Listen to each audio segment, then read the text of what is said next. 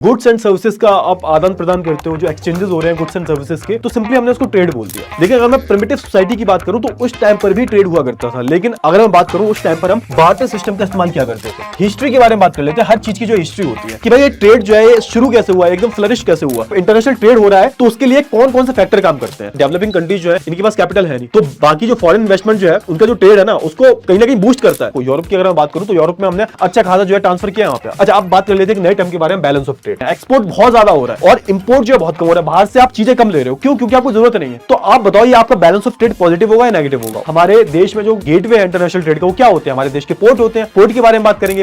Hello hello hello hello hello, क्या हाल चाल, कैसे हैं आप लोग? तो भैया एक बारी फिर से आप सभी का बहुत बहुत स्वागत है हमारी इस माइंड मैप सीरीज में। अच्छा सर, आज आप क्या करवाने वाले हो? तो आज हम एक बहुत ही इंटरेस्टिंग सा चैप्टर पढ़ने वाले हैं। सर कौन सा चैप्टर है भाई? तो इस चैप्टर का नाम है इंटरनेशनल ट्रेड। अच्छा, थोड़ा सा इस चैप्टर को समझने से पहले थोड़ा सा पीछे की जो चीजें हैं ना वो रिकैप कर लेते हैं, क्योंकि बहुत जरूरी है। अब तक जो भी आपने पढ़ा है, लेट्स से मैं बात करूं प्राइमरी एक्टिविटीज से, हमने प्राइमरी एक्टिविटीज के बारे में बात की, हमने सेकेंडरी की बात की एंड हमने टर्शियरी सर्विस सेक्टर की बात की। और फिर उसके बाद आपने देखा कि हमने सर्विस सेक्टर से ही रिलेटेड हमने ट्रांसपोर्ट एंड कम्युनिकेशन की बात की। ठीक है। अच्छा, अब हम किसके बारे में बात करेंगे? ट्रेड के बारे में बात करेंगे। तो कहने का मतलब यह है कि अब तक जो भी हमने चैप्टर्स पढ़े हैं, जो भी पिछले जो भी चैप्टर्स पढ़े हैं, 4-5 चैप्टर्स जो भी पढ़े हैं, वो सारे कनेक्टेड हैं। और उनमें से एक चैप्टर आता है हमारा इंटरनेशनल ट्रेड। अच्छा, मैं बात करूं इंटरनेशनल ट्रेड की, तो बेसिकली यहां पर देखो ट्रेड भी दो तरह के होते हैं, एक तो इंटरनेशनल ट्रेड होता है, एक नेशनल ट्रेड होता है। तो भाई नेशनल ट्रेड जो होता है वो इंडिया के अंदर ही हो रहा है, किसी भी एक स्टेट के अंदर ही जो ट्रेड होता है उसको हम नेशनल ट्रेड बोल देते हैं। इंटरनेशनल ट्रेड की हम बात करें तो हम यहां पर बाहर की जो कंट्रीज होती हैं उनसे डील करते हैं कि सर ये तो बहुत बच्चों वाली चीज है। और सबसे अच्छी बात पता क्या है क्लास 12th की ज्योग्राफी की, कि जो भी चीज आप पढ़ रहे हो ना उसका आपने एक होता है ना ओवरव्यू ऑलरेडी ले रखा है। आपने कभी ना कभी 6th 7th 8th 9th 10th में इन सारे कीवर्ड्स का नाम सुना होगा। अब ऐसा तो है नहीं कि इंटरनेशनल ट्रेड आपने पहली बार सुना है, बहुत बार सुना होगा। तो इसको हम डिटेल में पढ़ेंगे कि हम जब बाहर की कंट्री से डील करते हैं तो हमें क्या क्या चीजें देखने को मिलती हैं, उन सारे जो कॉन्सेप्ट्स हैं उनसे रिलेटेड जो भी चीजें हैं वो हम इस चैप्टर में पढ़ने वाले हैं। ठीक है ना? चलिए देख लेते हैं क्या क्या पढ़ेंगे आज। तो भाई सबसे पहले इंट्रोडक्टरी पार्ट देखेंगे हम। इसमें हम जानेंगे ट्रेड के बारे में, कितने पार्ट्स होते हैं ट्रेड के। और फिर सबसे बड़ी बात क्या है भाई? सबसे बड़ी बात यह है कि हिस्ट्री जो होती है ना, किसी भी चीज की हिस्ट्री जो होती है वही उससे हमें कनेक्ट करना होता है कि भाई इंटरनेशनल ट्रेड की हिस्ट्री क्या रही है, कि भाई अभी जैसे इंटरनेशनल ट्रेड होता है कि आज से 1000 साल पहले भी ऐसा होता था। तो चलिए अब हम बात करते हैं किसके बारे में, अपने इंटरनेशनल ट्रेड के बारे में बात करते हैं। अच्छा, इंटरनेशनल ट्रेड के बारे में बात करने से पहले कुछ चीजों के बारे में हमें बात करनी होगी। तो अगर मैं बात करूं ट्रेड के बारे में, ट्रेड का मतलब क्या होता है? व्यापार जब हम करते हैं, जब गुड्स को एक जगह से दूसरी जगह पहुंचा रहे होते हैं और फिर उससे वहां से मुनाफा वगैरह कमा रहे होते हैं, तो उसको हम ट्रेड बोल देते हैं मोटी मोटी भाषा में। जब गुड्स एंड सर्विसेज का आप आदान प्रदान करते हो, जो एक्सचेंजेस हो रहे हैं गुड्स एंड सर्विसेज के, तो सिंपली हमने उसको ट्रेड बोल दिया। अच्छा, अब जब मैं ट्रेड की बात करता हूं तो यहां पर ऑब्वियस सी बात है, ये बहुत ही मतलब कॉमन सेंस वाली बात है, बहुत ही लॉजिक वाली बात है। तो ट्रेड जो होते हैं दो तरीके के होते हैं, ये आपने पहले भी बहुत बारी पढ़ा होगा। अब ट्रेड की अगर मैं बात करता हूं तो ये दो तरीके के होते हैं। एक तो इंटरनेशनल ट्रेड है जिसके बारे में हम उस पूरे चैप्टर में बात करेंगे, और एक होता है हमारा नेशनल ट्रेड। तो अब इसकी डेफिनेशन बताने की मेरे को जरूरत नहीं है, ऑब्वियस सी बात है। इंटरनेशनल ट्रेड का मतलब क्या हो गया? जब एक से ज्यादा कंट्री इन्वॉल्व हो जाती है ना, दो या दो से ज्यादा कंट्रीज इन्वॉल्व होती हैं और आपस में वो ट्रेड कर रही होती हैं, गुड्स एंड सर्विसेज का एक्सचेंज कर रही होती है, तो आप इसको क्या बोल दोगे? इंटरनेशनल ट्रेड बोल दोगे। अब विद इन अ कंट्री हमारा कुछ ट्रेड चल रहा है ना, दो स्टेट्स के बीच में या फिर दो डिस्ट्रिक्ट्स के बीच में, तो विद इन अ कंट्री जो भी आपका व्यापार चल रहा है, ट्रेड चल रहा है, ऑब्वियसली बात है इट्स कॉल्ड नेशनल ट्रेड। चलिए अच्छा, थोड़ा सा हम अगर इसकी हिस्ट्री पे जाए, क्योंकि हर चीज की कोई ना कोई हिस्ट्री होती है भाई। तो हमारा ट्रेड की हम बात करें, ट्रेड पर पूरी दुनिया ट्रेड पर ही चल रही है। अगर ट्रेड रुक जाए तो पूरी दुनिया रुक जाएगी, है ना? पूरी दुनिया की जो इकोनॉमी है वो किस पे चल रही है? ट्रेड पे चल रही है। अच्छा, अगर हम थोड़ा सा पहले की टाइम की बात करें, जब हम आप बोल सकते हो एक प्रिमिटिव जो टाइम था, है ना, एक जब हम एक प्रिमिटिव सोसाइटीज में रहा करते थे, तो उस टाइम पे क्या था? उस टाइम पे आज के टाइम पर भी क्या है? आज के टाइम पर आप देखोगे डॉलर्स में हम पेमेंट करते हैं। आज के टाइम पर आप देख सकते हो कि हम गोल्ड्स में पेमेंट करते हैं। लेकिन अगर मैं प्रिमिटिव सोसाइटी की बात करूं तो उस टाइम पर भी ट्रेड हुआ करता था। लेकिन अगर मैं बात करूं उस टाइम पर हम बार्टर सिस्टम का इस्तेमाल किया करते थे, है ना? बार्टर सिस्टम आपने पढ़ा होगा क्लास 10th में, है ना, मनी एंड क्रेडिट में। बार्टर सिस्टम का मतलब क्या होता है? कि हम चीज के बदले जो है चीज दे रहे हैं। फॉर एग्जांपल, आपको जो है आपके पास व्हीट है और आपको राइस चाहिए, तो आपको किसी एक ऐसे इंसान के ढूंढना पड़ेगा जिसके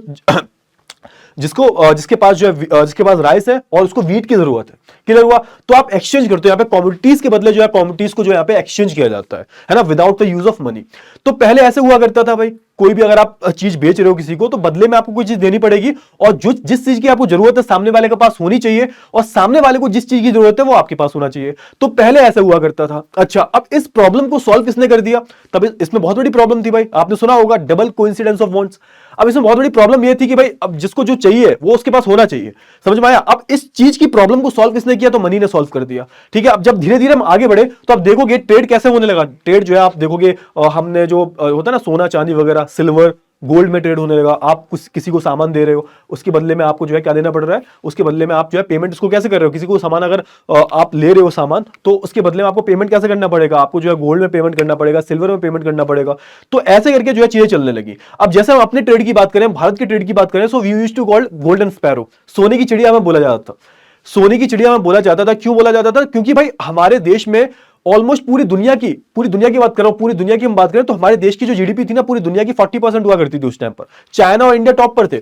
बाहर के जब लोग आते थे, यूरोपियंस वगैरह आते थे, तो वो हमें सोने में पेमेंट करते थे, गोल्ड और सिल्वर में पेमेंट किया करते थे। उसके बदले वो बहुत सारे, आप बोल सकते हो जो क्लोथ्स होते हैं, यानी कि टेक्सटाइल की हम बात करें, या फिर हम बात करें बहुत सारे स्पाइसेस की, तो ऐसे करके जो है पेमेंट चलता था। क्लियर हुआ? चलिए, तो सबसे पहले हम किसके बारे में बात कर लेते हैं? सबसे पहले हम हिस्ट्री के बारे में बात कर लेते हैं। हर चीज की जो हिस्ट्री होती है कि भाई ये ट्रेड जो है शुरू कैसे हुआ, एकदम फ्लरिश कैसे हुआ। तो देखो, ट्रेड की हम बात करें, ऐसा नहीं है कि अभी 50-100 साल से होना शुरू हुआ है। ट्रेड की अगर हम बात करें तो हजारों सालों से ट्रेड चल रहा है, अभी की हम बात नहीं कर रहे हैं। अगर मैं बात करूं मेसोपोटामिया की सभ्यता की बात करूं, अगर मैं बात करूं हड़प्पन सभ्यता की, उस टाइम पर भी हमें बहुत सारे ऐसे ट्रेसेस देखने को मिले हैं जिससे क्लियरली पता चलता है कि भाई ट्रेड बहुत पहले से हो रहा है। लेकिन देखो, हर चीज को करने का जो तरीका जो होता है वो बदल जाता है ओवर द टाइम। ग्रेजुअली जो है चीजें चेंज होती रहती हैं, बदलती रहती हैं।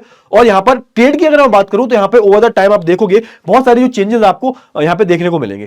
क्लियर हुआ? चलिए, बहुत अच्छी बात है। अच्छा, अगर मैं एंशिएंट टाइम की बात करूं तो एंशिएंट टाइम में आपने एक बहुत ही फेमस चीज का नाम सुना होगा, सिल्क रूट के बारे में। किसके बारे में? सिल्क रूट के बारे में। अच्छा, मैं कब की बात कर रहा हूं? बीसी की बात कर रहा हूं, मैं एंशिएंट टाइम की बात कर रहा हूं, मेडिवल टाइम की बात नहीं कर रहा। अगर एंशिएंट टाइम की बात करूं तो आपने सिल्क रूट के बारे में सुना होगा। कहां सुना? कि याद करो यार, थोड़ा सा याद करो यार, क्लास 10th में पढ़ के आए हो। क्लास 10th में एक चैप्टर था the making of a global world, है ना? The making of a global world में एक पूरा वहां पे किस्सा दे रखा है कि पहले जो एंशिएंट टाइम पे ट्रेड कैसे हुआ करता था, सिल्क रूट के थ्रू हुआ करता था। अच्छा, सिल्क रूट की अगर मैं बात करूं, थोड़ा सा आपको इससे कुछ याद आया, एक ऐसा रूट था जो चाइना से शुरू होता था, और चाइना को बाकी की दुनिया, स्पेशली अगर मैं वेस्ट की बात करूं, यूरोप की बात करूं, अफ्रीका की बात करूं, और यहां से भारत भी इसका पार्ट हुआ करता था, तो यहां पर इसको हमने क्या बोल दिया था? सिल्क रूट बोल दिया था। अब सिल्क रूट इसे क्यों बोला जाता था? क्योंकि ऐसा बोला जाता है कि यहां पर जो है, क्योंकि देखो चाइना से ही सिल्क आया है, चाइना से ही सिल्क आया है। चाइना ने बहुत साल तक सिल्क बनाने की जो टेक्नोलॉजी जो है अपने पास रखी, ठीक है। तो इसके बाद आप देखोगे यहां से जो है ज्यादातर सिल्क का ट्रेड हुआ करता था। सिर्फ सिल्क का ही नहीं हुआ करता था, सिल्क के अलावा दूसरी चीजों का भी ट्रेड हुआ करता था। लेकिन क्योंकि यहां पर ज्यादातर जो है सिल्क जाया करता था चाइना से दूसरे देशों में, तो इसका नाम सिल्क रूट पड़ गया, है ना? सिल्क रूट भी दो तरीके का था, एक तो भैया एक समुद्र से होते हुए, है ना, थ्रू सी, और थ्रू जो है लैंड, है ना? तो इसको हमने दो पार्ट्स में डिवाइड कर लिया। तो अगर आप एंशिएंट टाइम में देखोगे तो यहां पर आप देख के आपको सीधे सीधे पता लग रहा है कि ये जो पूरा रूट हुआ करता ना, सिल्क रूट, ये बहुत ज्यादा पॉपुलर था, और यहां पर जो अच्छा खासा ट्रेड हुआ करता था। ठीक है, इसकी बात की जा रही है क्योंकि हम हिस्ट्री की बात कर रहे हैं। चलिए, इसकी हम बात करें, करीबन जो है ऐसा बताते हैं 6000 किलोमीटर में जो है फैला हुआ था। अब ट्रेड देखो पहले भी चल रहा है, अभी भी चल रहा है। तो अगर हम बात करें ये जो ट्रेड है चल रहा है, कहां से कहां तक फैला हुआ है? तो 6000 किलोमीटर तक, जो आप देखोगे रोम को चाइना से पूरा जो है जोड़ रहा है। रोम के ट्रेडर्स जो है वो जा रहे हैं चाइना में, चाइना के आ रहे हैं रोम में, और आप देखोगे यहाँ पे बहुत सारी चीजों का जो है यहाँ पे आदान प्रदान किया जा रहा है, ट्रेड किया जा रहा है। जैसे आप देखोगे चाइनीज सिल्क जो है बहुत फेमस थी, क्योंकि चाइनीज लोगों के पास ही जो है सिल्क को बनाने, उनको ही सिल्क बनाना आता था, उन्होंने बहुत समय तक जो है इसको छुपाए रखा। तो चाइनीज सिल्क की हम बात करें, फिर हम रोमन वूल की बात करें, काफी फेमस था। तो इन सारी चीजों का जो है उस टाइम पर ट्रेड हुआ करता था। चलिए, बहुत अच्छी बात है। अब क्या हुआ भाई? अब धीरे धीरे थोड़ा सा आगे बढ़ो, एंशिएंट टाइम से मेडिवल टाइम पे आओ। अब हुआ ये कि बहुत सारी चीजें हुई इस टाइम पर, इस्लाम का जन्म हुआ, आप देखोगे बहुत सारी चीजें हुई इस टाइम पर।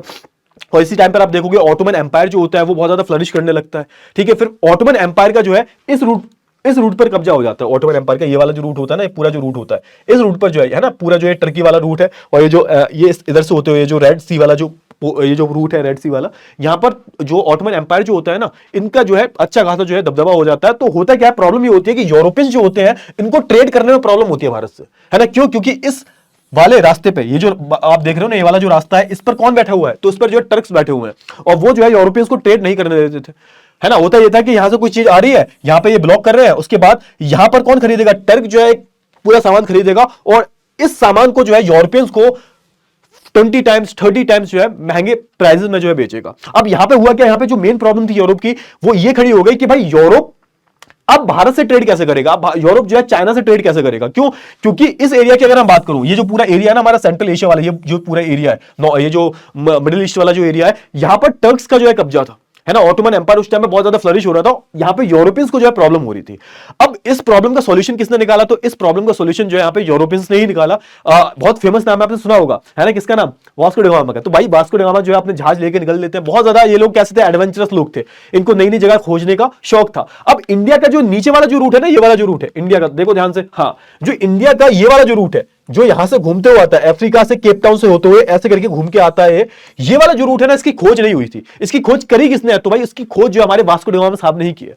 कोलंबस ने भी ट्राई किया था 1492 में, तो ये इंडिया को ढूंढ नहीं पाए, वो उसकी जगह उन्होंने अमेरिका की खोज कर ली। तो यूरोपियंस की हम बात करें उस टाइम पे, ये जो पीरियड है बेसिकली अगर 15th सेंचुरी की बात करूं तो रेनेसा का पीरियड बोला जाता है यूरोपियंस के लिए। तो यहां पे आप देखोगे यूरोपियंस के अच्छे दिन आ जाते हैं, है ना, रेनेसा बोलते हैं इसको। तो आप देखोगे उधर जो है अमेरिका की खोज कर लेते हैं, इधर जो है इंडिया की खोज कर लेते हैं। तो अगर मैं स्टार्टिंग की बात करूं तो स्टार्टिंग में ये सिर्फ घूमने जाते थे कि भाई हमें ट्रेड करना है। जैसे वास्को डी गामा आया था, तो वास्को डी गामा भारत से 2 कार्गो लेके गया था, 2 या 4 शायद कार्गो लेके गया था, और उसने उसको 60 टाइम्स प्रॉफिट में बेचा था। कहां पर? यूरोप में जाके। तो सोच के देखो, भारत सोने की चिड़िया ऐसे थोड़ा थी। अब ये सारे ट्रेड हो रहा है। स्टार्टिंग में इनकी इंटेंशन जो थी वैसी कुछ भी नहीं थी कि भाई इनको रूल करना है, ये करना है। लेकिन हुआ क्या, विद द टाइम 200-300 सालों में आप देखोगे कि 18th सेंचुरी आते आते भाई इनका जो है मकसद बदल जाता है ना। फिर ये प्रॉपर जो है यहाँ पे ये जो होता है ना कि पॉलिटिकल जो चीजें होती हैं उसमें इंटरफेरेंस करना शुरू कर देते हैं, उनका जो मन होता है वो पूरा प्रॉपर रूल करने का होता है। फिर आप देखोगे थोड़ा सा आगे बढ़ के 16th-17th सेंचुरी आते आते ये फिर कॉलोनीज बनानी शुरू कर लेते हैं, ठीक है। उनमें से भारत भी एक था, भारत को भी कॉलोनी बना लेते हैं, अफ्रीका को भी जो है कॉलोनी बना लेते हैं। अफ्रीका में तो बहुत बुरा हाल हुआ, है ना, वहां पे तो प्रॉपर जो है उसकी बात की जा रही है, यहाँ पे स्लेव ट्रेड की बात की जा रही है। तो जो भी हमारे पोर्तुगीज थे, ये सारे यूरोपियंस थे, पोर्तुगीज की बात करूं, डच की बात करूं, है ना, स्पेनियर्ड्स की बात करूं, ब्रिटिशर्स की हम बात करें, तो इन्होंने क्या किया, इन्होंने अफ्रीका को कॉलोनी बनाया, और अफ्रीका को कॉलोनी बनाने के बाद वहां पे जो लोग थे उनको कैप्चर किया, उनको बनाया बंदी, और उनको सीधा स्लेव के लिए कहां भेज दिया भाई?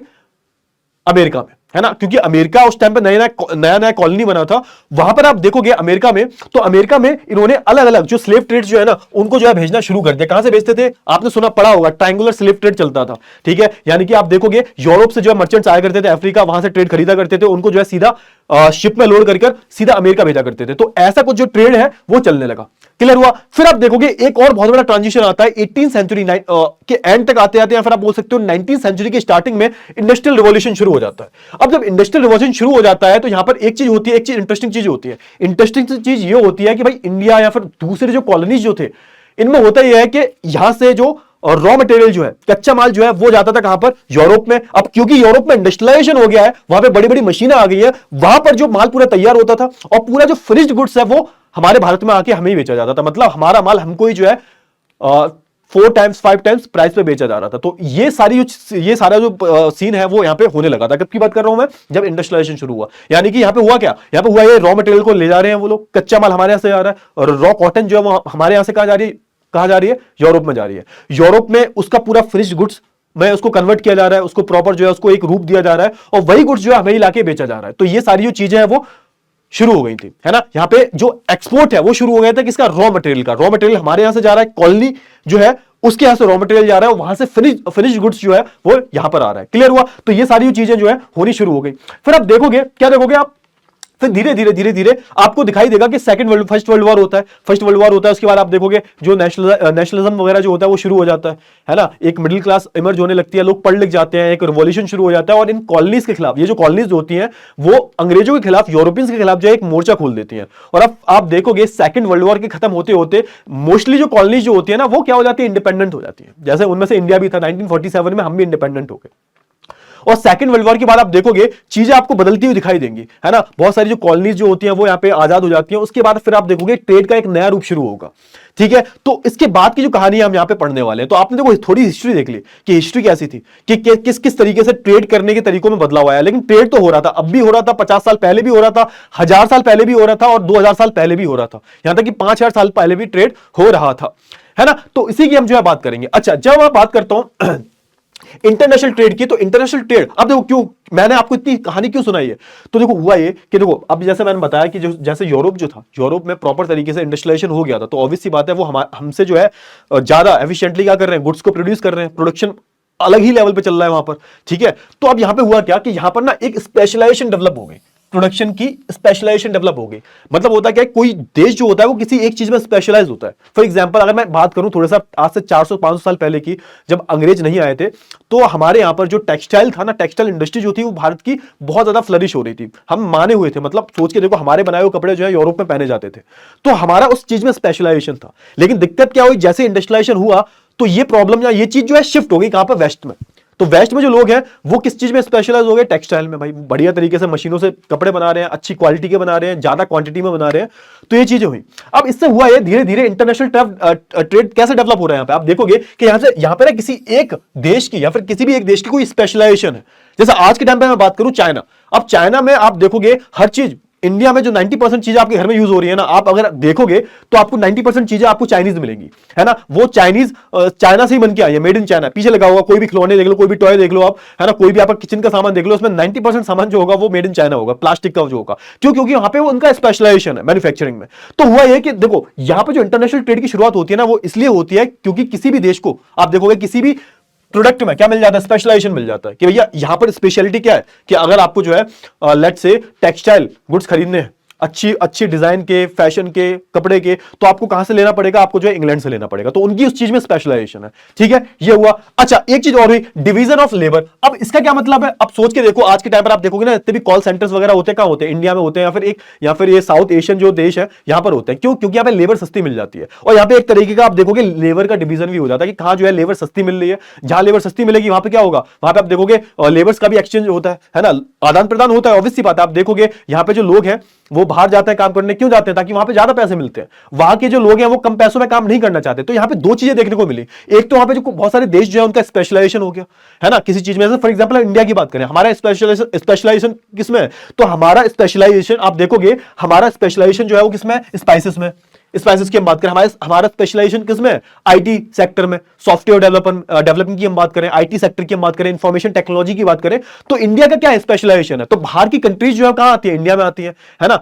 ये सारी जो सॉफ्टवेयर डेवलपर वगैरह जो होते हैं आप देखोगे ज्यादातर आपको इंडिया के मिलेंगे। क्यों? क्योंकि हमारा उसमें स्पेशलाइजेशन है, सिंपल सी बात है। चलिए बहुत अच्छी बात। अब हुआ क्या, अब इन चीजों से जो है हमने क्या किया, म्यूचुअली बेनिफिट लेना शुरू कर दिया, ठीक है। आप सोच के देखो, स्पेशलाइजेशन भी है, लेबर का डिवीजन भी हो गया, आप हमारी लेबर ले लो, अपना स्पेशलाइजेशन हमें दे दो। तो यहां पे हमने क्या किया, हमने जो है म्यूचुअली एक दूसरे को आप देखोगे बेनिफिट देना जो है शुरू कर दिया। और यहां पर हम ट्रेडिंग पार्टनर बन गए, ट्रेडिंग पार्टनर्स जो है बन गए। बहुत सारे देश जो है आज हमारे ट्रेडिंग पार्टनर है। ऑब्वियस सी बात है, हम उनसे ट्रेड करते हैं, उनको देते भी हैं और उनसे लेते भी हैं, सिंपल सी बात है। चलिए बहुत अच्छी बात है। अच्छा अब यहां पर बात कर लेते हैं बेसिस ऑफ इंटरनेशनल ट्रेड। अब यहां पे बेसिकली किसकी बात की जा रही है, कौन कौन से फैक्टर्स जो होते हैं वो ट्रेड, ये जो इंटरनेशनल ट्रेड है उसको इस पर डिपेंड करते हैं। मतलब कौन कौन से फैक्टर, मतलब इंटरनेशनल ट्रेड हो रहा है तो उसके लिए कौन कौन से फैक्टर काम करते हैं। तो पहला फैक्टर कौन सा है भाई, difference in the national resources. अब ऑब्वियस सी बात है, देखो रिसोर्सेज जो होते हैं वो पूछ के नहीं आते कि भाई इधर जाना इधर नहीं जाना। रिसोर्सेज इधर है वो एक अलग फैक्टर होता है। जैसे हम बात करें इंडिया की, तो इंडिया में आप देखोगे नॉर्थ इंडिया में आपको ज्यादा रिसोर्सेज नहीं मिलेंगे। आप साउथ इंडिया में चले जाओ तो आपको जो है बहुत सारे रिसोर्सेज मिल जाएंगे। तो देखो रिसोर्सेज जो है वो कैसे है, वो अनइवनली डिस्ट्रीब्यूटेड है, कहीं बहुत ज्यादा है, कहीं बहुत कम है, कहीं बिल्कुल भी नहीं है। क्लियर हुआ। तो ये जो चीज है ये पूरे वर्ल्ड पे लागू होती है। आप देखोगे कहीं अगर मान के चलो कहीं हाँ कोल की माइंस है, तो ऑब्वियसली बात है अगर वहां पर बहुत ज्यादा प्रचुर मात्रा में वहां पर अगर कोयला निकल रहा है, तो ऑब्वियसली बात है वहां से एक्सपोर्ट होगी कहां जाएगा, जहां पर जरूरत होगी, जहां पर बिल्कुल नहीं होगा। Let's say Japan. अब जापान के पास कोई भी मिनरल रिसोर्स नहीं है, अब वो क्या करता है, वो इंडिया से कोल लेता है, जहां कोल के भंडार है वहां से कोल लेता है। तो ऑब्वियसली बात है जहां पर आप देखोगे नेचुरल रिसोर्सेज बहुत ज्यादा होंगे, तो आप देखोगे वहां पर जो है आप देखोगे वहां पे अच्छा खासा जो है आप देखने को मिलेगा, ट्रेड वगैरह जो है देखने को मिलेगा, है ना। तो जो भी आपके देश के नेशनल रिसोर्सेज है वो भी एक जो है फैक्टर होते हैं कहीं ना कहीं जो ट्रेड को जिन पर ट्रेड जो है डिपेंड करता है। अगर आपके देश के पास रिसोर्सेज ज्यादा है तो वहां ट्रेड जो है आपको अच्छा खासा देखने को मिलेगा। क्लियर हुआ। अच्छा अब ये किस पे डिपेंड करता है, तो ये आप देखो ये जो नेचुरल रिसोर्सेज है वहां की जियोलॉजी कैसी है ना, मिनरल रिसोर्सेज वहां पे क्लाइमेटिक कंडीशन कैसी है, तो इन सारी चीजों पे जो है डिपेंड करता है। तो क्योंकि पूरी दुनिया में जो हमारे आप बोल सकते हो रिसोर्सेज है वो अनइवनली डिस्ट्रीब्यूटेड है। अच्छा ठीक है, जियोलॉजिकल स्ट्रक्चर। अच्छा जियोलॉजिकल स्ट्रक्चर की हम बात करें तो इसकी हम बात करें, हम रिलीफ फीचर की बात कर रहे हैं कि देखो हर जगह की हम बात करें, हमने पढ़ा था ना स्पेक्ट्रल डिफरेंसेस के बारे में, जगह के हिसाब से जो है वहां की जो फिजियोग्राफी है, वहां का जो जियोलॉजिकल स्ट्रक्चर है वो चेंज हो जाता है। हर जगह की रिलीफ अलग है ना। इंडिया की हम बात करें, इंडिया में अलग अलग स्ट्रक्चर देखने को मिलते हैं। नॉर्थ में जाओगे माउंटेन्स देखने को मिलेंगे, नीचे आओगे नदर्न प्लेन्स, उसके नीचे आओगे तो हमारा ये आपको जो पेनिनसुलर प्लेटू देखने को मिल जाएगा। फिर थोड़ा सा वेस्ट में जाओगे तो आपको यहाँ पे डेजर्ट्स वगैरह देखने को मिल जाएंगे। तो देखो यहाँ पर ये सारी जो चीजें होती हैं ये भी कहीं ना कहीं आप बोल सकते हो ये फैक्टर्स होती है ना। तो ये चीजें आप देखोगे तो अब जैसे मान लीजिए जिधर जहां का जियोलॉजिकल स्ट्रक्चर होगा वहां की सॉइल वैसी होगी, और वहां की सॉइल वैसी होगी तो उस सॉइल में क्या क्या प्रोड्यूस हो रहा है ना, वीट का प्रोडक्शन हो रहा है नहीं हो रहा, राइस का प्रोडक्शन हो रहा है नहीं हो रहा, तो ये सारी चीजें डिसाइड करेंगी ना। जब प्रोडक्शन होगा तभी तो ट्रेड होगा ना। तो ऑब्वियस सी बात है कि आपका जो जियोलॉजिकल स्ट्रक्चर, आपके देश का जैसा जियोलॉजिकल स्ट्रक्चर है, वो कहीं ना कहीं आपको जो है बहुत सारी चीजें जो है ट्रेड में डिसाइड कर देता है। ये सारे इनडायरेक्ट फैक्टर है, कहीं ना कहीं इनका रिलेशन है। अगर आप देखोगे, अगर सॉइल बहुत फर्टाइल है, सोच के देखो, अगर आपकी सॉइल जो है वो कॉफी के लिए बहुत फर्टाइल है, लेट्स से कॉफी के लिए, तो ऑब्वियस सी बात है आपके देश में क्या होगा, कॉफी का प्रोडक्शन बहुत ज्यादा होगा, है ना। अगर आपकी आपकी जो सॉइल जो है वो राइस के लिए, राइस कल्टीवेशन के लिए बहुत ज्यादा फर्टाइल है, तो ऑब्वियस सी बात है आपका उधर राइस कल्टीवेशन बहुत होगा, तो एज अ रिजल्ट कि राइस का जो ट्रेड होगा, है ना, चावल का जो ट्रेड होगा वो बहुत ज्यादा बढ़ जाएगा। तो ये भी फैक्टर होता है। अच्छा, आगे हम बात कर लेते हैं मिनरल रिसोर्स की। हम बात करें तो ये इससे थोड़ा सा मिलता जुलता है, difference in the natural resources. Mineral resources की बात करें तो ऑब्वियस सी बात है जहां मिनरल रिसोर्सेज होंगे उधर जो है अपने आप ही इंडस्ट्रीज डेवलप होने लगेंगी। क्यों? क्योंकि दुनिया में जो आधी से ज्यादा जो चीजें हैं, जैसे मान लो स्क्रीन है या आपका ये जो चेंजर दिख रहा है, आपके हाथ में जो फोन है, इनमें जो है आधे से ज्यादा मिनरल रिसोर्सेज का यूज होता है। जहां आपको प्रचुर मात्रा में आपको मिनरल रिसोर्सेज मिल गए तो वहां पे इंडस्ट्रियलाइजेशन अपने आप ही होना शुरू हो जाएगा, वहां पे जो है ट्रेड प्रैक्टिसेस होनी शुरू हो जाएंगी। मिनरल रिसोर्सेज की अगर बात करूं तो ये जो चीज है वो ट्रेड को लीड करता है, अगर मैं बात करूं मिनरल रिसोर्सेज की। अच्छा, क्लाइमेट की हम बात करें तो क्लाइमेट की हम बात करें, हर जगह की जो क्लाइमेट होती है वहां का जो फ्लोरा है, फना है, यानी कि यहाँ पे जो पेड़ पौधों की लाइफ है, यहाँ पे जानवरों की जो लाइफ है, वो वहां की क्लाइमेट डिसाइड करती है ना। जैसे मैं एक एग्जांपल लेता हूं पोलर बियर का। अब पोलर बियर जो है वो कहां मिलता है, वो जो हमारा जो उधर ऊपर वाला जो पार्ट है ना, ये जो पोल वाला जो पार्ट है, नॉर्थ पोल साउथ पोल की बात कर रहा हूं मैं, जहां पर ठंड बहुत ज्यादा पड़ती है, थोड़ा सा साइबेरिया से ऊपर निकल जाओगे आप, उधर साइड जो आपको पोलर बियर मिलेंगे। पोलर बियर आपको यूपी में मिलेगा, या फिर आप बोल सकते हो जो हमारा ये जो ट्रॉपिकल रीजन है, यहाँ पे पोलर बियर मिलेगा आपको? नहीं मिलेगा। ऑब्वियस सी बात है कि यहाँ की क्लाइमेट में सर्वाइव नहीं कर पाएगा। तो कुछ रीजन ऐसे होते हैं जो कि जहां की क्लाइमेटिक कंडीशन बिल्कुल अलग होती है, उसकी जो है यहाँ पर बात की जा रही है। क्लियर हुआ?